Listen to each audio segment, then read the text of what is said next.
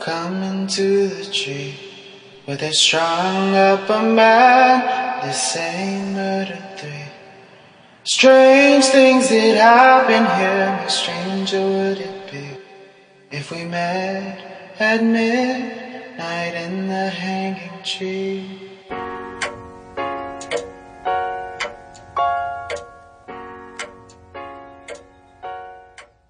Welcome to Strange Things, Season 1, Episode 1, Saturday, April 30th, 2016. I'm your host, Chris James, broadcasting from the Raimundo Rios Mayo Library in Arkansas.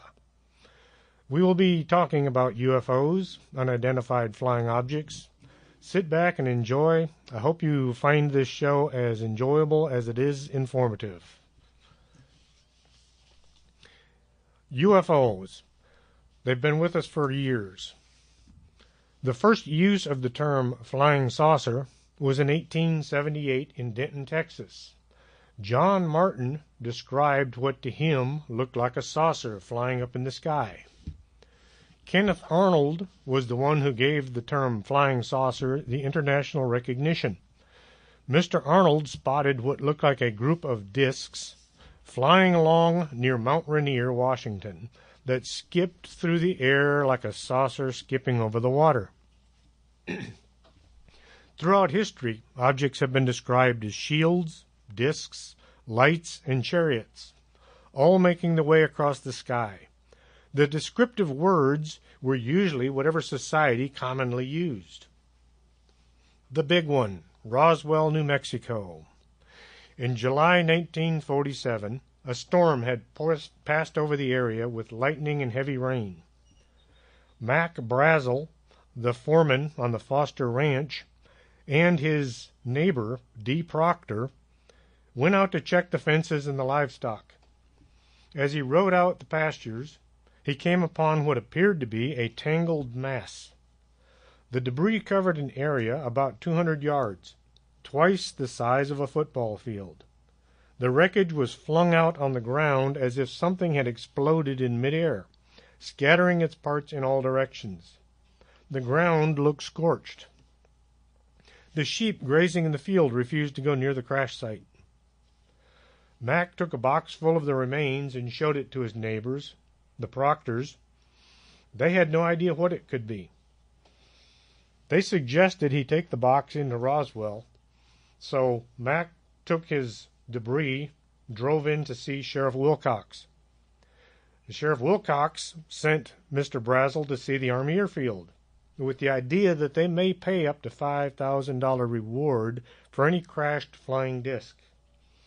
At the airbase, Mr. Brazel spoke with Major Jesse Marcel, the intelligence officer for the 509th Bomb Group, the same bomb group that dropped both Fat Man and Little Boy in the end of World War II.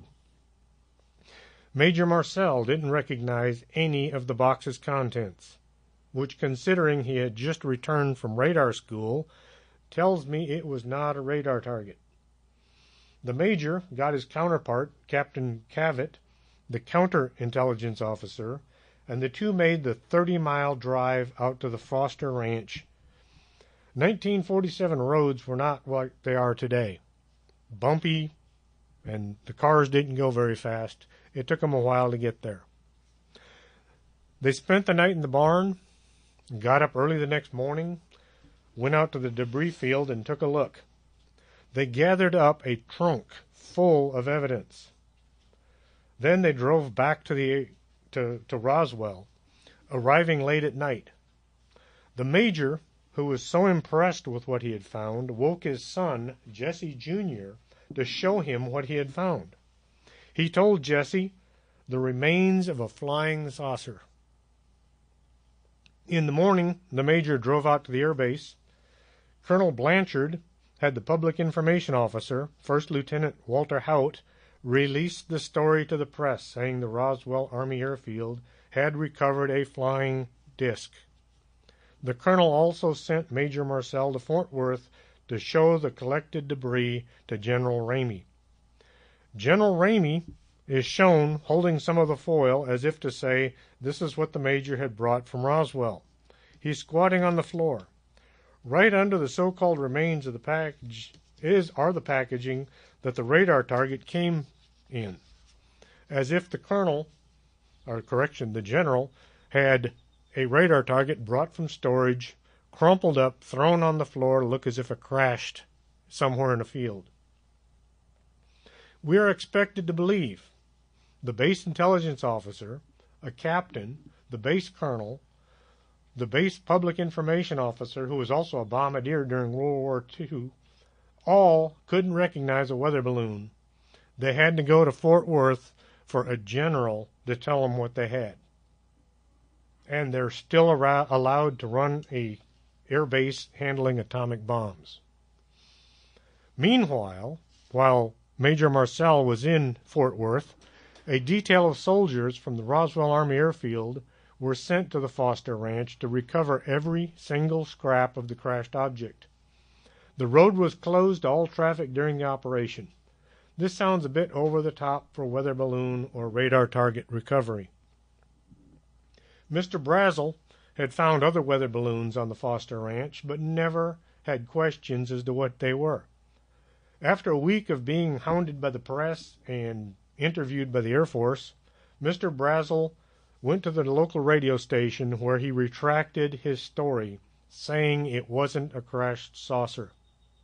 But he ended his interview by saying off the air, "Look, son, you keep this to yourself.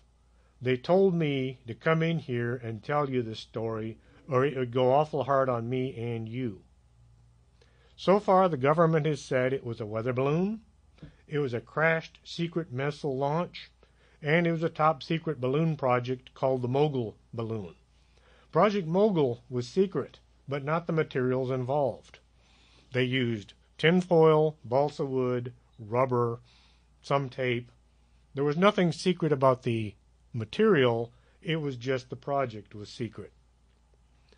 The GOA, Government Accounting Office, report states that the outgoing messages from Roswell Army Airfield for this period of time, July 1947, were destroyed without proper authority.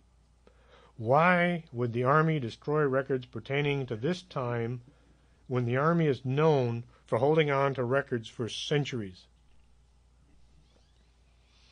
The more the government tries to make the crash go away, the more people are convinced they're not giving us the truth. Nearly 1 year to the day, the Laredo incident, July 7th, 1948. The U.S. military were in pursuit of a flying object. One story says they started the chase in New Mexico, somewhere in the vicinity of the Roswell Airfield. The craft headed southwest for about 500 miles. Then the craft turned south and crossed into Mexico, followed by the military aircraft. Back in the 40s and 50s, the United States military had a far different arrangement with the government of Mexico. It was common to cross the border to retrieve crashed airplanes and rockets that went astray. The air crew watched as the flying disc crashed about 30 miles south of the U.S.-Mexican border. It is unclear whether or not they had been shooting at the craft. There were reports that at that time the Air Force had said, if they won't land, shoot them down, but we don't know for a fact if the craft in this situation had been shot at by the military. The air crew watching the craft crash reported it as being about 30 miles south of the border. The closest town would be Ciudad Sabina Hidalgo. Driving south on 85 in Mexico, just about the time you come to the toll booth, you're close to the crash site.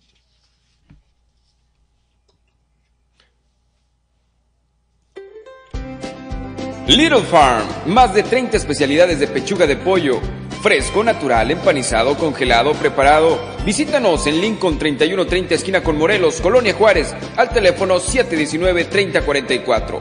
Fácil de cocinar en casa. Little Farm. En RG Servicios Aduanales y Ramírez Distribution Services contamos con un equipo de profesionales, técnicos en comercio exterior, ejecutivos de cuenta, tramitadores y personal administrativo que se encargará de orientarlo y mantenerlo oportunamente informado de todos los cambios en materia aduanera y procedimientos relacionados con el despacho de sus mercancías. RG Servicios Aduanales, Coahuila 1520 Nuevo Laredo, 867-719-1804 y Ramírez Distribution Services, 501 Nafta Boulevard, Laredo, Texas, 956-726-8940. Sport Tortas Campos, la variedad más grande y exquisita con más de 40 tortas diferentes. La Jorge Campos, pierna, milanesa, jamón, queso amarillo, quesillo, piña y queso blanco.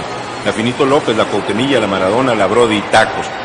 Tacos, pero para tortas, las de Sport Tortas Campos, con servicio a domicilio 717-0983, Plaza Reforma. ¿Y tú, ya te comiste tu torta?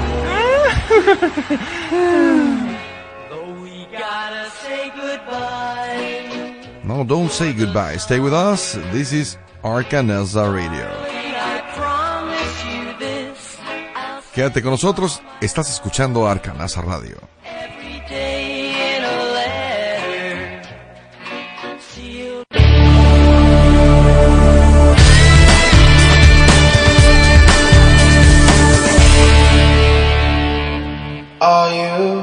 Are you coming to the tree where they strung up a man, the same murder three? Strange things that happen here, how stranger would it be if we met at midnight in the hanging tree?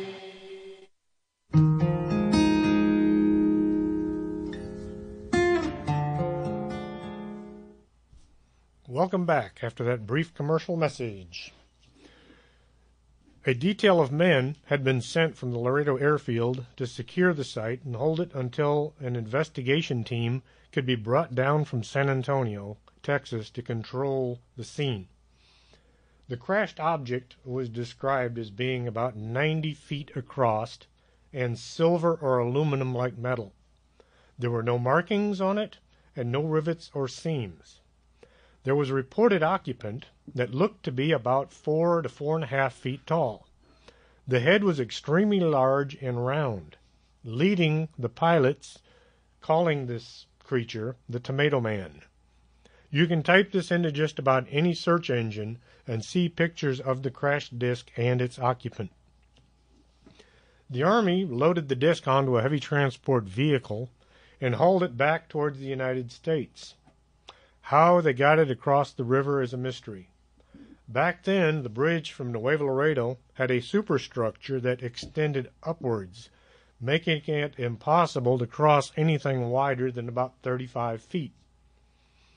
Keep in mind, the Army had just taken on one of the most advanced world powers, Germany, and very much had defeated them.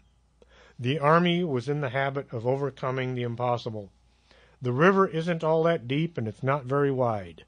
Perhaps they used a pontoon bridge or some kind of a raft system to get the enormous craft across the river. Once the flying disc was on this side of the river, it was spirited away to some clandestine location, probably Wright-Patterson Air Base. The future home of Project Blue Book, Area 51 wouldn't be available for another 7 years.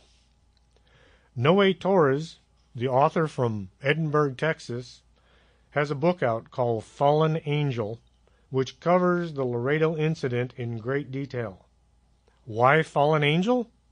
This would be military code speak for a crashed saucer.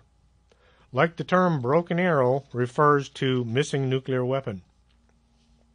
There are many other writers who reference the crash south of Laredo. If you look at some of their details, there are some discrepancies. One mentions the use of F-94 jets being in pursuit of the flying disc. F-94s weren't in production until 1950.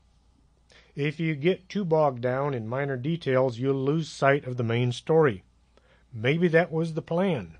Disinformation is a common enough trick used to discredit any kind of a covert historical event. In my book Saucers, I used the same information about the Laredo incident as the background for my fictional story. The story takes place in Laredo, Texas, back during World War II. You can get a copy at Amazon.com. If you have any further information in regards to the Laredo incident, or you have a sighting of your own that you'd like to see in print, you can contact me at chrisjames@stx.rr.com and put UFO as the subject so I'll know what to read and what to throw away. I keep getting emails from some prince in Ethiopia who says that he's got a couple $1 million that he wants to send me. I'm pretty sure it's not real. Border Patrol Agent Chavez, September or October of 2008. In his own words, the agent described an incident that happened to him along the Rio Grande. We were laid in south of the water treatment plant on Jefferson Street. We were just 20 or 30 yards south of the plant on the river. As we watched the river looking for illegal aliens, suddenly an orange light came from the north, following the center of the river. The light didn't seem to light up the ground around us. The light became 3 beach ball size orbs at about a 45-degree angle to us. At this time, the third agent came to the scene and saw what we were looking at. He asked, "What is that thing?" "We don't know." "It's a UFO. We should get out of here," he proclaimed. He then told us that a similar light had been seen over the Callahan Ranch on a previous occasion. The Laredo Triangle, 2010. If you go to YouTube, check out the Laredo Triangle, it will tell you it took place in 2011. In fact, it was October 23rd of 2010. Ishmael Quayer, the founder of the Laredo Paranormal Research Society, was out in his backyard doing some stargazing with his brand new night vision camera. He was shocked to spot a huge triangle passing overhead. It was only visible using the camera. When he took his eye away from the viewfinder, there was nothing there. The craft was silent, there were no engine sounds, and nothing to give away the passing of this strange object. The video was taken to an optics expert who ran it using a series of optical filters. He could find no trace of the video having been changed or manufactured. Ishmael was heading to Roswell for the annual UFO festival, so he took the video along, hoping to show it to Stanton Friedman, world-renowned UFO investigator and paranormal researcher. Mr. Friedman was so impressed, he came to Laredo for the Laredo UFO Conference back in 2012. You can watch a video of Mr. Friedman speaking at the conference on YouTube. What could the triangle have been? If it were some secret government aircraft, why fly it over a populated city? There are vast uninhabited tracts of land accessible to the Air Force to use at their discretion, where no public is allowed to watch. Space aliens? There are those who will tell you they can't get here from there. It's too far. As if aliens are flying back and forth in those little spaceships from Zeta Reticuli and Earth on a regular basis. And what's with those lights? You don't need headlights in outer space.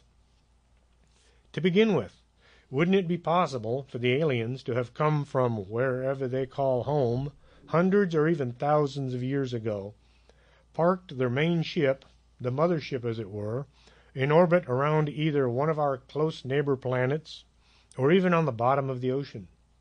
Then there are some scientists who believe the lights emitting from the flying object is a product of whatever form of energy the craft is using to travel about our skies. If you look at a jet through a thermal camera, you'll see the exhaust lighting up the viewfinder because it's giving off a heat signature. Perhaps the visible light we see at night is a byproduct of alien technology. Seeing as we don't know what the Laredo Triangle is, It is a true unidentified flying object. It's kind of interesting how certain locations will have a run of sightings, sometimes lasting a month, sometimes lasting for many years. The Belgian wave, a mass UFO sighting spotted over Belgium, lasted from 1989 till 1992.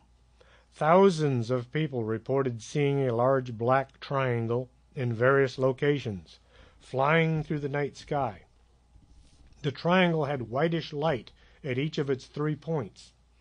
The Belgian government went so far as to assign a Major Lambrecht to look into the sightings and explain what was going on. They did not insist on a cover-up. They wanted answers. The Major asked the United States Air Force if we had been conducting any operations over Belgian air. The U.S. denied any knowledge of the black triangle. Some people will ask, why are the old UFOs all described as being saucer-shaped?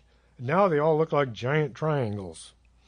Just look at cars from the 40s and 50s compared to cars seen on the roads today. Things change. It would be crazy to expect flying saucers to remain the same. The Phoenix Lights, 1997. The Air Force said it was just flares dropped from an A-10, and there was nothing to see here, so move on. However, people had reported seeing the lights over 5 different cities in Arizona. People reported seeing a giant V-shaped craft, which could very well be a flying triangle. The lights were seen on more than one night, which would rule out the A-10 flare story. How do you go about catching mysterious video? You have to be in the right place at the right time. Then you have to be looking up at the sky. The Laredo Paranormal Research Society spend hours using cameras and recording equipment. They scan the skies with night vision devices, looking for anything out of the ordinary. Then they spend hours watching the videos and trying to pick out anything that is not explainable. After weeks of effort, they might come up with 1 or 2 good videos. But first, you got to be looking up. BPA Chavez. We were working the evening shift north of Laredo. We had stopped our unit on the north side of 44, just west of the Ranch House Cafe, and were outside looking around waiting for traffic. We both noticed a bright spherical light moving from north to southwest of Highway 83. It could have been over Mexico. It was moving very fast, then it came to a complete stop, never slowing down, just stop. Shortly after, it moved upwards a bit. 3 small bright orbs dropped out of the bottom of the large bright shape. The 3 lights formed a triangular shape, 2 on top, 1 on the bottom. The 3 dropped to just above the horizon, then began flying south very fast. We had grabbed our NVGs, night vision goggles, and watched them. They were clear through the lenses. That was when we noticed the big sphere had suddenly moved over our heads. It took just seconds to get from the Mexican area to right over us. My partner said, "Dude, are you seeing this?" I responded, "Do you feel that? It's like electricity." They could both feel electricity crawling across their skin. "Yes, it's freaking me out." Neither agent took time to look down to see if the light was showing at their feet. Neither wanted to take their eyes off the sphere. The big light began to blink. The blinking light, which traveled along the edge of the sphere, one larger than the other in a sequence of 4 lights. Then, in the blink of an eye, the spherical light had moved back to the area near Mexico, then turned and began to travel to the north. As the sphere was moving away, the 3 smaller lights came after it until all the lights had formed into one. The sphere disappeared to the north. The Organic Man Coffee House, Laredo, Texas, UFO sighting. Julio Venegas Ayala, and his wife Marta run a nice little shop in downtown Laredo. The coffee is all organic and it tastes great. Life is too short to drink bad coffee. Julio used to work in the oil field. He would often be dispatched to remote, out-of-the-way locations to remove salt water from storage tanks. He drove a huge vacuum truck.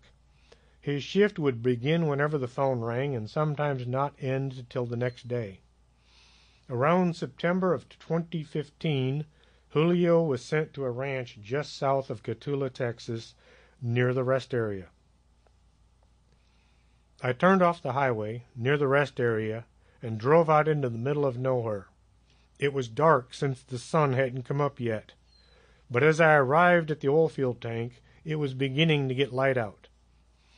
I backed up next to the tank I was to vacuum out and stopped my truck.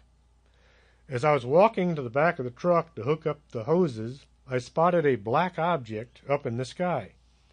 At first, it looked like a plane, but as it got closer, I noticed it was more triangular and had no wings. The object was black, had no lights on it anywhere. It came flying towards me, and all I could do was stand there and stare at it. It was coming from the north and was about 20 feet above the trees. The object was way too slow to be a plane, and there were no wings or windows. It passed right over where I was standing and continued flying south. I didn't hear anything like an engine or a motor. It was as quiet as it was strange. I even took my glasses off and wiped the lenses as if that might bring an answer as to what I was seeing. As the unidentified object vanished to the south, there was little Julio could do only to think about taking a photograph when it was too late. The area around Cotulla had been experiencing a wave of UFO sightings that year.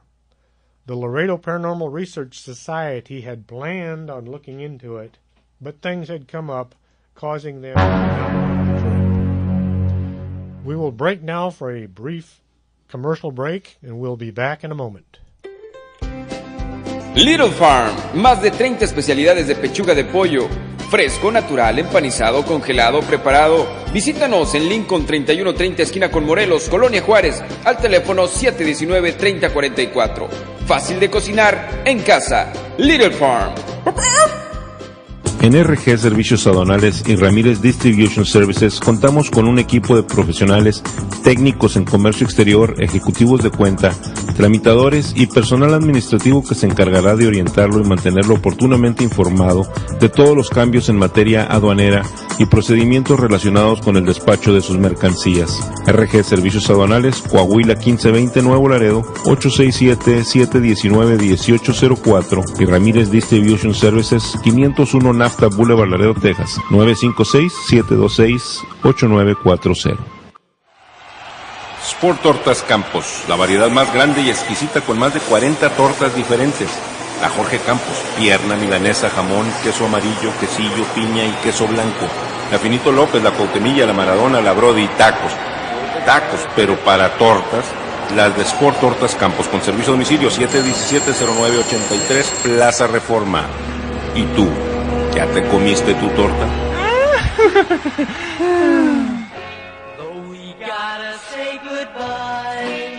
No, don't say goodbye. Stay with us. This is Arcanesa Radio.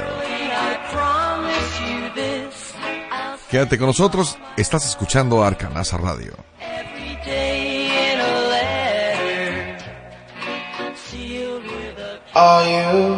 Are you coming to the tree where they strung up a man, the same murder 3?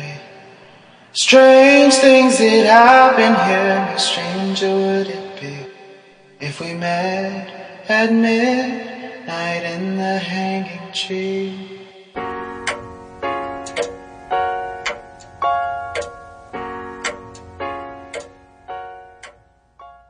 The area around Cotulla had been experiencing a wave of UFO sightings that year.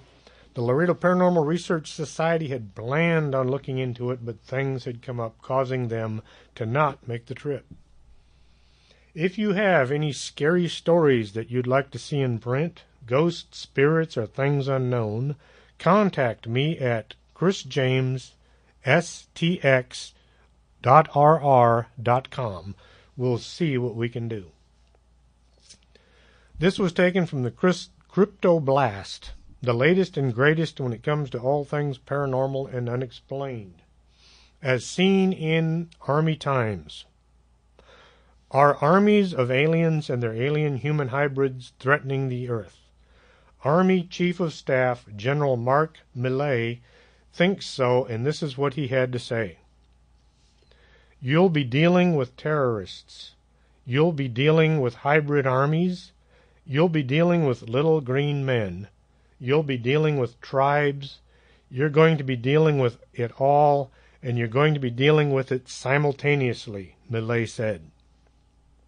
Army Chief of Staff General Mark Milley, in an April 21st speech to celebrate the 100th anniversary of the ROTC program at Norwich University, talking with complex world of young, soon-to-be military officers. If the UFO watchers are to be believed, the Army's top general just admitted that the military is preparing its young men and women to fight off an alien invasion. I had to go back and reread this because it's just not the kind of thing a four-star general would say, ever. This is the kind of thing that will end a career.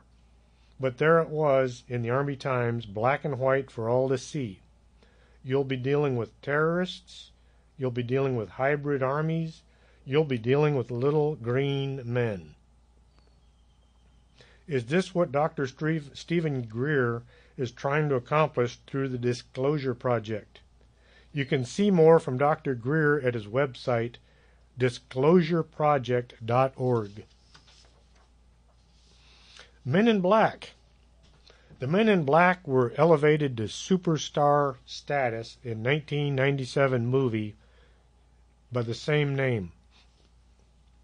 Although the Hollywood blockbuster was fiction, the real Men in Black have consistently attempted to silence the witnesses of UFO and paranormal phenomena since 1950s.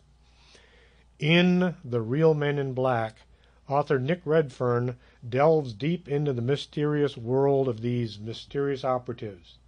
He reveals their origin and discusses classic cases, previously unknown reports, secret government files, and the many theories that have been presented to explain the mystery. Available at Amazon.com. Nick Redfern is considered one of the most prolific writers in the paranormal world. He's also a very nice guy. If you see him at a conference and you walk up to him and you wish to speak to him, he's more than happy to talk to you. He'll sign your book for you, he'll take a picture with you, and sometimes he's even been known to offer you part of his lunch. So check out Nick Redfern's books at Amazon.com. Speaking of Amazon.com, I also have a few books out there, 14 to be total. The first 13 were works of fiction, and one book is the Laredo Paranormal Research Society, which is nonfiction. Based on the history of the researchers, it gives the brief account of a lot of their case files, all true stories from in and around Laredo, Texas. I got started writing after an incident that happened to me back in 1989 when I was a brand new Border Patrol agent working in Laredo, Texas. At that time, there were too many trainees and not enough journeymen. So, they would put two trainees together, send us out in a vehicle. Hopefully we wouldn't get in too much trouble. They sent us down south, downriver, and as we're driving south on 83, we could see a bonfire up on a hill in an area that we refer to as One River Place. If you're not familiar with that area, go to the rest area on 83 South, drive 1 mile south of the rest area, you'll see a gate leading down to the river, and that's One River Place. As we drove into the area, we could see the fire was up on a hill by what we refer to as the party house. We had a switch on the dashboard at the time that we could turn off all the lights in the vehicle so we could sneak up on people. They couldn't see our brake lights. They couldn't see our reverse lights. I flipped the switch, and we quietly rolled into the area. As I came around the final corner, a group of 15 to 20 people are standing in a circle around a bonfire. They're wearing long, dark robes. They've got their hands up in the air, and they're chanting. This brought to mind a movie I had seen several years previous called Race with the Devil. It's a 1975 made-for drive-in theater kind of movie. It stars Peter Fonda and Warren Oates. And unfortunately, the movie does not have a happy ending. I'd seen the movie at least twice. I look up and I see these people standing in a circle around the bonfire, and I think, this looks just like that movie. I don't know if my partner had seen the same movie or not, but apparently he had some problems with what was going on in front of us. He immediately started suggesting that I get the heck out of there, which I thought was a good idea. I looked around. I did not see any kind of an immigration law being violated. I didn't see anybody's life in danger, other than maybe ours. So I threw the vehicle into reverse, stepped on the gas, and we flew backwards out of there as fast as the vehicle would go. I made a 90-degree turn in the dark with no taillights. I made a second 90-degree turn out onto the pavement. When I threw the vehicle into drive, we rocketed out of there as if the devil were chasing us, and we got out on the highway. Once on the highway, we started to scratch our heads trying to decide, okay, what did we just see, and what do we do about it? We thought, we'll call the sheriff, report it to a deputy. Well, the nearest deputy was in Oilton, and there's only one working that night. We'll report it to DPS. There aren't any DPS agents in troopers in Laredo at that time. We'll call our supervisor. We don't have a supervisor. We've got one of our agents is acting supervisor. Besides, we don't want to sound like a couple of nuts. At that time, neither of us had developed our reputation yet. The last thing you want to have as a reputation is that you're some kind of a nut job. After discussing this for nearly an hour, we came to the conclusion that the best course of action, we just won't tell anybody. We did not swear a blood oath, but we did say that we're just not going to tell a soul, ever. Once you get your 20 years in with the Border Patrol, your reputation is made. You're not going to change it. Nobody's going to be impressed by anything you do. You're just kind of waiting to retire. I was teaching a first aid class. Oh, correction, I'd missed a part. Coast to Coast AM on Halloween night would have Ghost to Ghost. You could call in and you could tell your scary story on the radio. At the time, I used to listen to Coast every night, and I thought, this is my chance to be on the radio. So I wrote in my story to let them know what I had. They apparently liked the story because they said, stand by on Halloween night, we will be contacting you. Halloween night rolled around. Government had changed our schedule, and I had to work that night.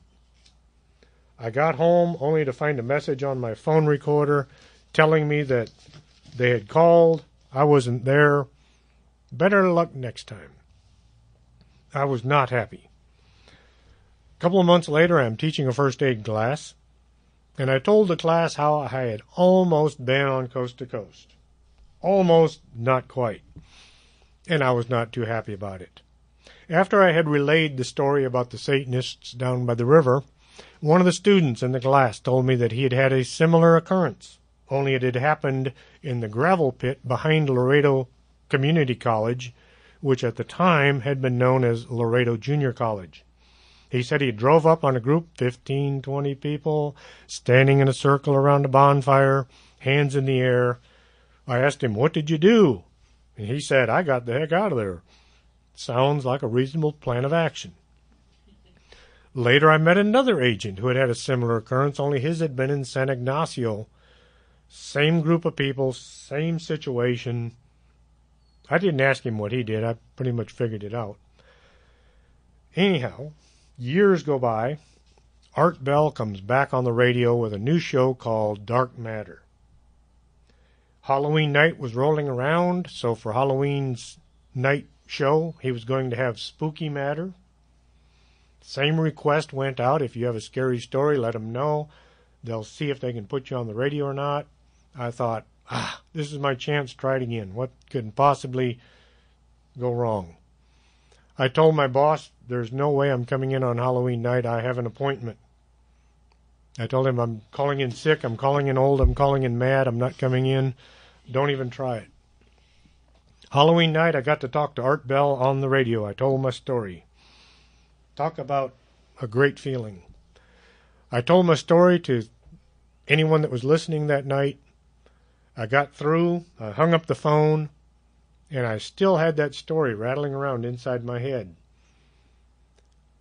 Couldn't decide what to do with it. My wife suggested I write a book. It's like, yeah, right.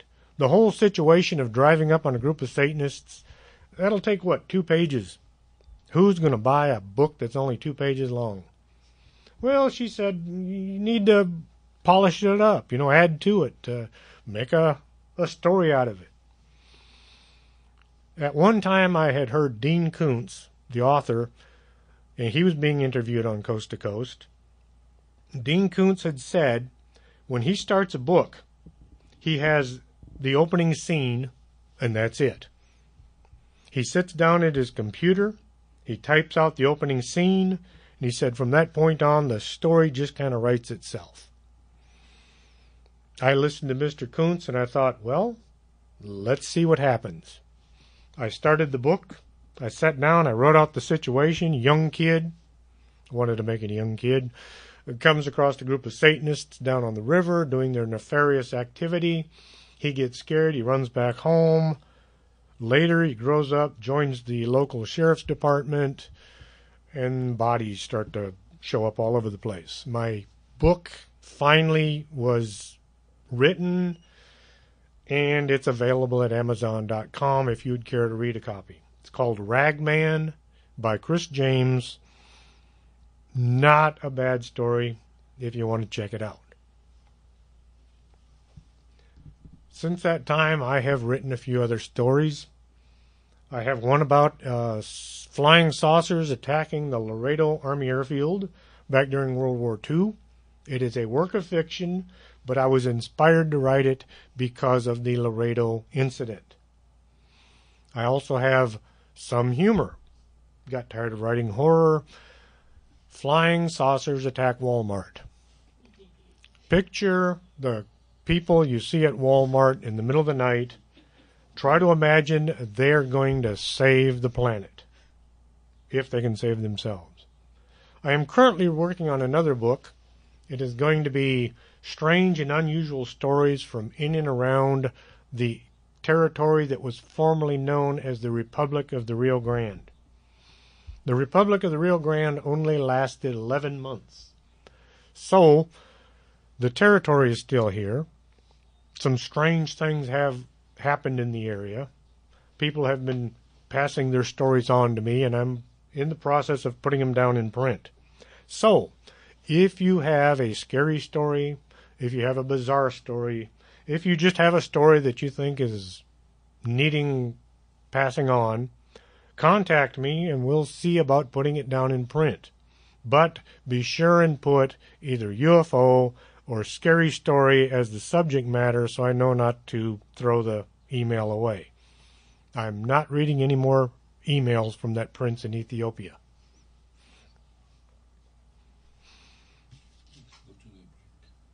We'll be taking a break now.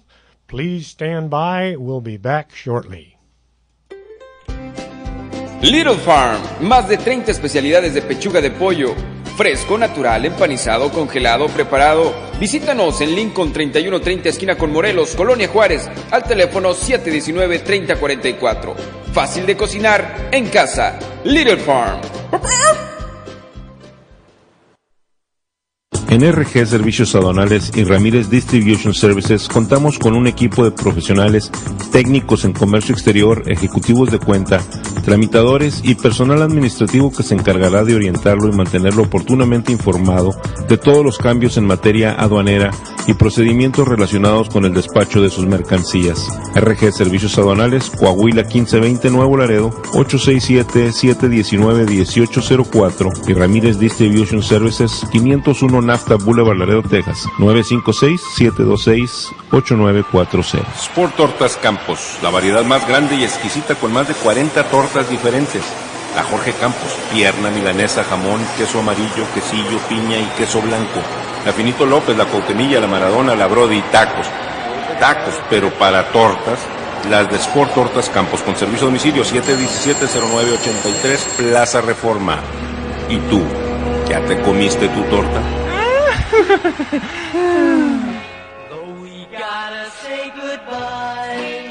No, don't say goodbye. Stay with us. This is Arcanesa Radio.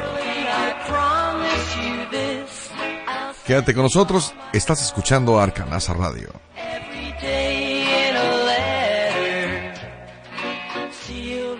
Are you coming to the tree where they strung up a man the same murder three? Strange things that happen here, how stranger would it be if we met at midnight in the hanging tree?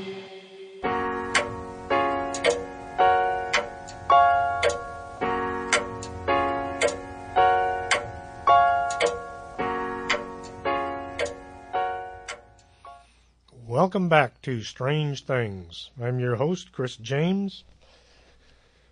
A lot of people are hesitant to tell other people that they've seen a UFO or they've seen anything unusual in the sky.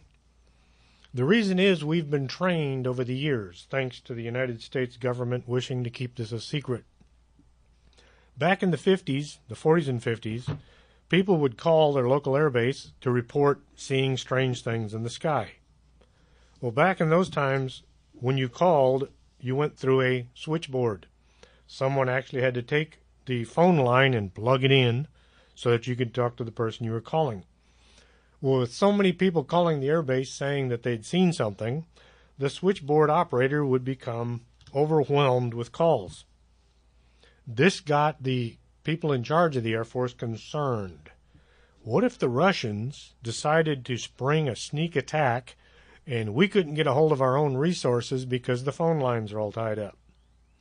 So they convened the Robertson panel in 1953 to determine what they could do to cut down or eliminate all these UFO calls. The Robertson panel concluded UFOs did not pose a threat to the United States, but the continued reporting of them could cause a communications hazard. So they came up with the Joint Army, Navy, Air Force publication 147, which introduced significant penalties on military and some civilian personnel for unauthorized release of information relating to UFO sightings. They just didn't want to deal with them.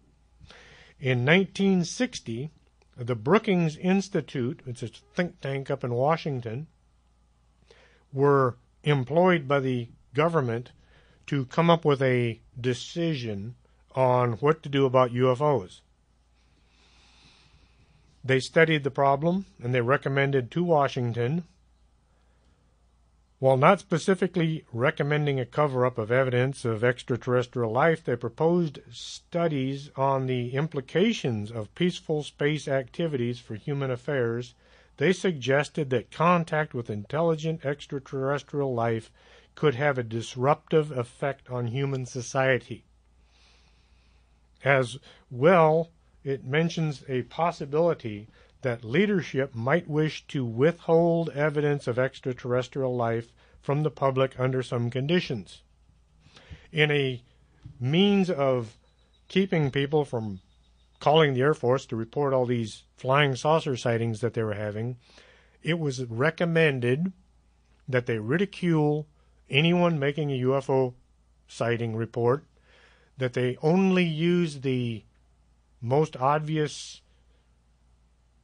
not so intelligent reports, put them out front, let people read them, let people hear them, kind of bury the really good stuff in the background so nobody would see it, nobody would hear it. In other words, if you report seeing a UFO, you must be crazy. They did this as a means of trying to keep people from calling the Air Force and reporting things. So today, people have been hearing this thing over and over. If you see a UFO, you're probably crazy. And it has created a Pavlov's dog kind of response. I wear a hat, says UFO magazine on it.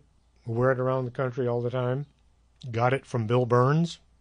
Well, my wife got it from his wife for my birthday. People will look at my hat. They'll read what it says on the front. Without fail, they will look over their shoulder. They'll look to the right. They'll look to the left. And then they'll come over to me and they'll say, let me tell you what I saw. They want me to hear their story.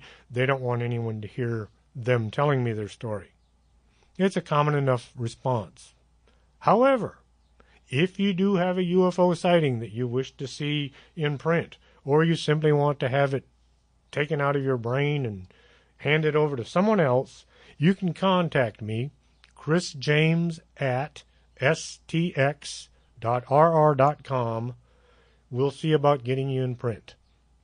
Be sure and put UFO or scary story in the subject matter so I know not to delete the email.